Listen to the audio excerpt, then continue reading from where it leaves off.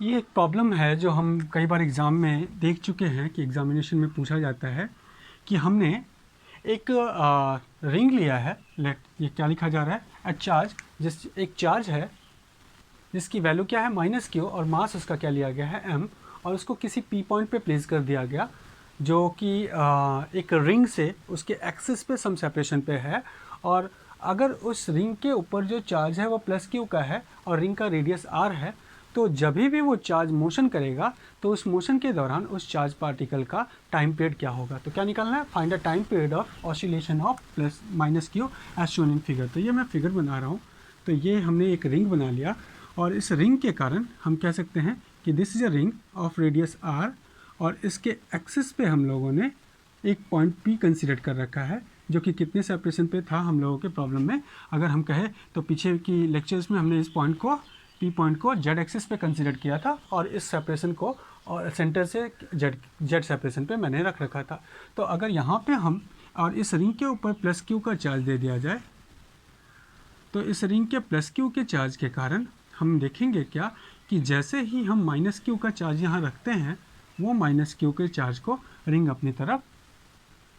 Attract करेगा। तो हम कहेंगे कि इस -q चार्ज के ऊपर कुछ फोर्स लगेगा, तो उस फोर्स के कारण ये -q चार्ज इस रिंग के तरफ मोशन करना शुरू करेगा अट्रैक्टिव फोर्स के कारण। और जैसे जैसे जैसे जैसे सेपरेशन कम होता जाएगा एक पॉइंट आएगी। अगर हम इलेक्ट्रिक फील्ड की बात करें तो इस पॉइंट पे जो इलेक्ट्रिक फील्ड है उस इलेक्ट्रिक फील्ड का इक्वेशन हम लोग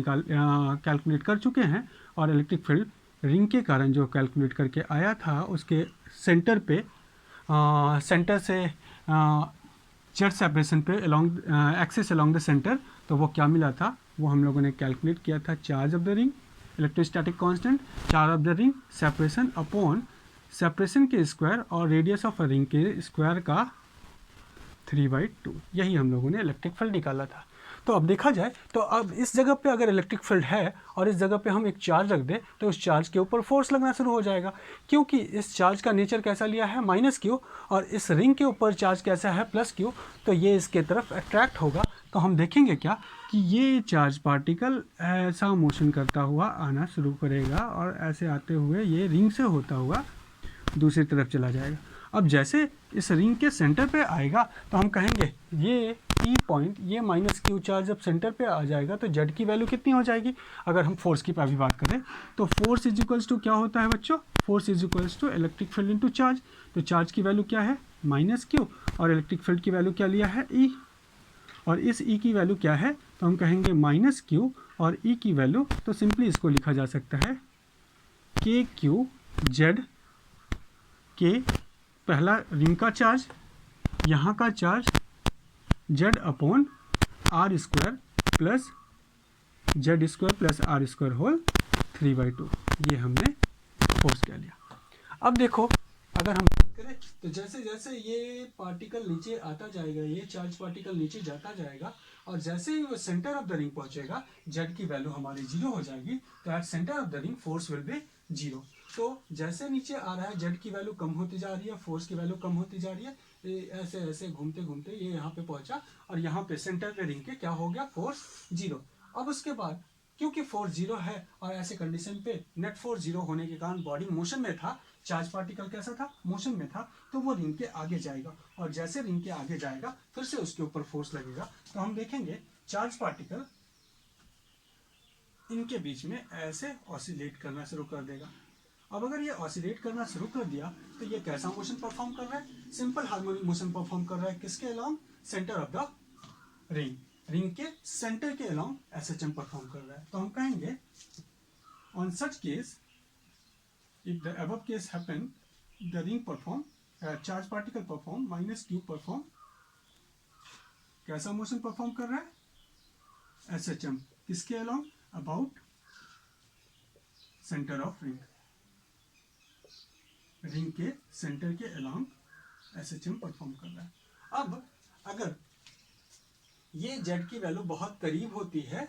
तो हम कह सकते हैं अगर रिंग के रिस्पेक्ट में Z की वैल्यू बहुत छोटी है तो फोर्स क्या हो जाएगा, तो हम ये ऐसा कह सकते हैं इफ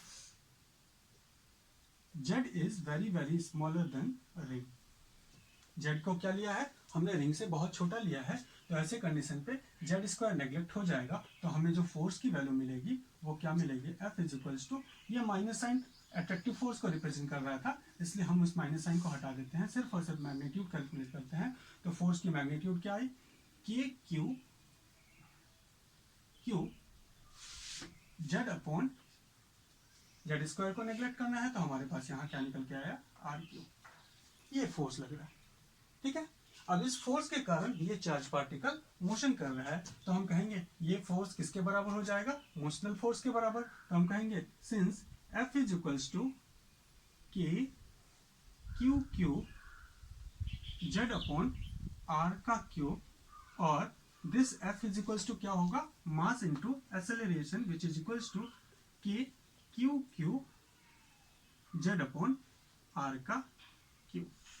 ठीक है, तो अगर इस मास को हम इधर भेज दें तो हमारे पास A की वैल्यू क्या मिलेगी, A इज इक्वल्स टू, तो हम यहाँ पे लिख सकते हैं इसको, सिंस M को अगर हम यहाँ से इधर भेज दें तो हमारे पास क्या मिला, A इज इक्वल्स टू के Q Z upon M R square. अगर यहाँ से इक्वेट करा जाए तो हम ये कह सकते हैं this is acceleration and this is displacement,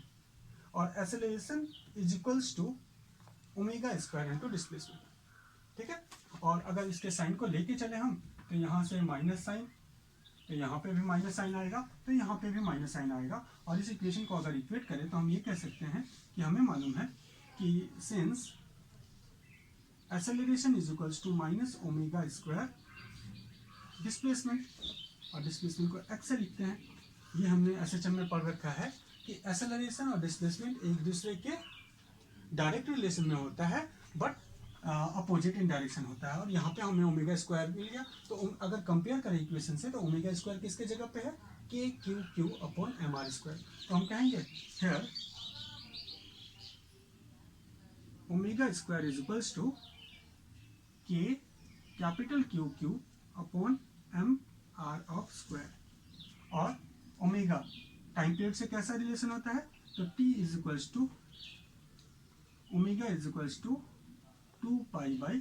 T, और इसको हम लिख सकते हैं ओमेगा का स्क्वायर करें तो हम कह सकते हैं टी इज इक्वल्स टू, क्या हो जाएगा हमारे पास इक्वेशन, 2 पाई बाई ओमेगा, और यहाँ से ओमेगा की वैल्यू निकाली जाए तो क्या निकल जाएगी, ये इसको यहाँ सब्स्टिट्यूट करें तो time period is equals to क्या मिला, 2 पाई ओमेगा की जगह पे रखा जाए तो M R square upon K Q. ठीक है, और इस के इलेक्ट्रोस्टैटिक कांस्टेंट, फर्स्ट बॉडी का चार्ज, सेकंड बॉडी का चार्ज, और सेपरेशन का यहाँ पे आर क्यूब है, आर क्यूब। तो हम इसको ऐसे भी लिख सकते हैं, दिस विल इक्वल्स टू, ये हमारे पास रिलेशन मिल गया टाइम पीरियड का, और इस रिलेशन को अगर हम लिखना चाहें तो ऐसे भी लिखा जा सकता है, this will equals to 2 pi root over M into R upon force of electrostatic, force of electrostatic. This is the equation for solving the numerical. तो हम अगर मास ऑफ चार्ज पार्टिकल के बेसिस पे देखें, और चार्ज ऑफ चार्ज पार्टिकल, जो charge particle motion कर रहा है उसके